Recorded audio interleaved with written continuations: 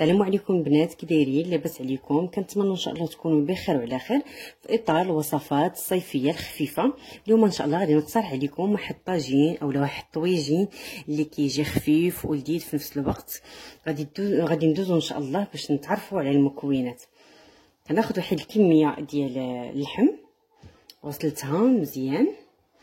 بطبيعه الحال دائما اللحم كتبقى على حساب اللي متوفر عندك وعلى حساب عدد الاشخاص. كناخذ واحد جوج البصلات هكا قطعتهم على شكل دوائر ولا دي غونديل، مع واحد جوج مطيشات حتى هما قشرتهم قطعتهم هكاك. كناخذ واحد الكميه ديال الزيتون مسلاله، انا كنفضل يكون زيتون ديال الدار، فيه الا ما كانش ممكن تستغناو عليه.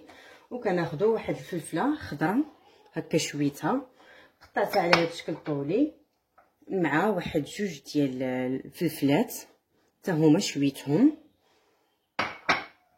واحد الكميه ديال البرقوق اللي فزقتها لمده ديال 10 دقائق ولا ربع ساعه. غسلتها مزيان، حيدت من هذاك الماء لحقاش ما غاديش نسلقوه كيف ما كنستعملوه مع اللحم. دابا غادي نوضعوه بحال هكاك، ما غاديش نعسلوه. وكناخذ واحد الكميه ديال المشماش حتى هو دات لي نفس الطريقه ديال البرقوق. وكناخذ واحد 3 المعالق هكا كبار ديال العنب اللي متوفر، يا البيض يا الاحمر اللي كان، حتى هو نقيته وغسلته. بالنسبه للتوابل كناخذ واحد المعلقه صغيره ديال السكينجبير، معلقه صغيره ديال الخرقوم، واحد المعلقه صغيره مع مرش ديال القرفه. الملح بطبيعه الحال كتختلف. كناخذ واحد نص دويمه ديال الخرقوم ديال ديال الزعفران. فانتم عارفين ان الزعفران كيتواتى مع هاد المكونات هادي، انا ما توفرش ليا فغادي نضيف هاد نص دويمه مع واحد نص معلقه ديال المروزيه، 3 د العويدات ديال القرفه، واحد نص معلقه ديال الابزار. كناخذ واحد البول وكنوضع به واحد الكميه ديال الماء، تقريبا واحد نصف كاس ديال الماء. كنضيف ليه هذوك التوابل. بالنسبه للبنات اللي كيبغيو يوضعوا هكاك التوابل على اللحم فكيوضعوها، انا كنفضل انني كندير هاد الطريقه هكا باش كنتبل هذوك اللحيمات. كيف ما شفتوا انا تبلت هاد اللحيمات هذا. غادي ندوز باش ناخذ الطاجين، وكنبدا كنوضع دوائر ديال البصله هكا في القاع ديال الطاجين. فانا الا توفروا عندي دوك العويدات ديال القزبور والمعدنوس كيكونوا هكا غلاط، فانا كنوضعهم في الطاجين. ما توفروش ليا دابا كنوضع هكا الدوائر ديال البصله، وكنبدا كنوضع اللحيمات هكا. ملي وضعت هذوك اللحيمات كنكمل الكميه اللي بقات ليا ديال البصل هكا. كان درت غير نصف الكميه، عاد فاش غادي نكمل كنوضع الدوائر ديال المطيشه حتى هي.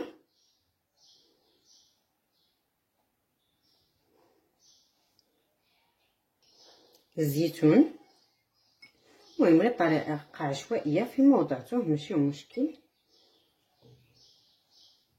هكا. البرقوق يعني درت واحد الكميه مهمه ديال البرقوق حقاش وليداتي تيعجبهم.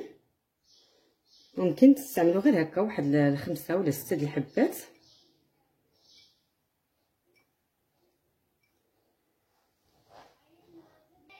المشماش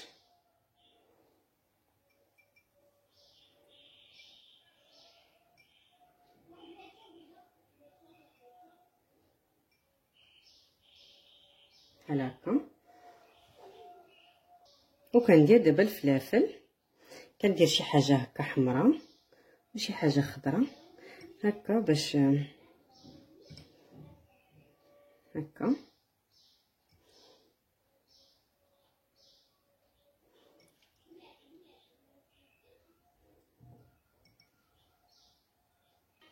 وكنحاول كنبدا كنضيف هكا ديك الميها اللي كنت شرملت فيها الدجاج، عفوا اللحم، هي وهذوك التوابل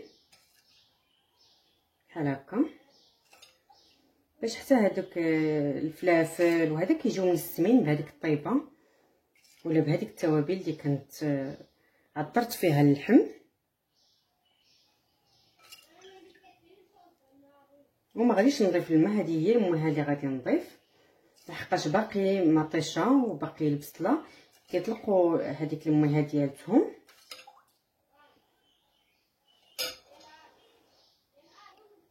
وكنضيف هذيك الكميه اللي عندي ديال العنب بحال هكا من الفوق.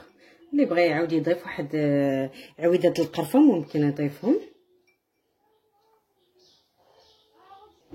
كناخذ هكا بابي كويسون كنغطي عليه حتى كيغلى. دائما الطاجين راكم كتعرفوا خاصو يكون على نار مهيله، فكنخليه كما قلت لكم حتى كيغلى. الطاجين ديالنا ها هو طاب. غادي نضيف دابا زيت البلديه لحقاش انا كيف ما قلت لكم ما غاديش نضيفها ملي غلا الطاجين، ضفتها هكا في الاخر. والكميه ديال الماء اللي ضفت معاكم فهي اللي خليت ما زدتش عليها، لان كيف ما قلت لكم البصله وهذيك مطيشه فكتطلق هذيك المويه ديالها. كيف ما كتشوفوا كنخلي هكا الطاجين فوق البوطه على نار مهيله هكا باش كتشرب لنا هذيك المريقه ولا ديك المويه اللي فيه باش كتوقف وكتختار. وفي نفس الوقت حتى الطاجين ديالنا حتى هو كياخذ واحد اللون اللي هو بني وكيجي معلق كيجي زوين. بالنسبه اللي بغى يضيف واحد المعلقه هكا ديال سنيده من الفوق فكيضيفها. انا ما كنضيفهاش، غير هكا باش كيتعسل ليه داك المشماش مع داك البرقوق مع داك العنب. انا ما كنضيفهاش، بينما اللي بغى يضيفها كيضيفها. غادي نتسنى هاد المريقه حتى توكح كما قلت لكم وتوقف ليا ديك المريقه، ونتلاقاو ان شاء الله في الشكل النهائي ديال الطاجين ديالنا. الطاجين ديالنا ها هو موجود، هو مزيج ما بين الملح وما بين اللحلو. صدقوني كيجي رائع وكيجي لذيذ ومعلك، وديك المريقه كتجي ملبيه وخاطره في نفس الوقت. كنتمنى انكم تجربوه وينال الاعجاب ديالكم بصحتكم وراحتكم.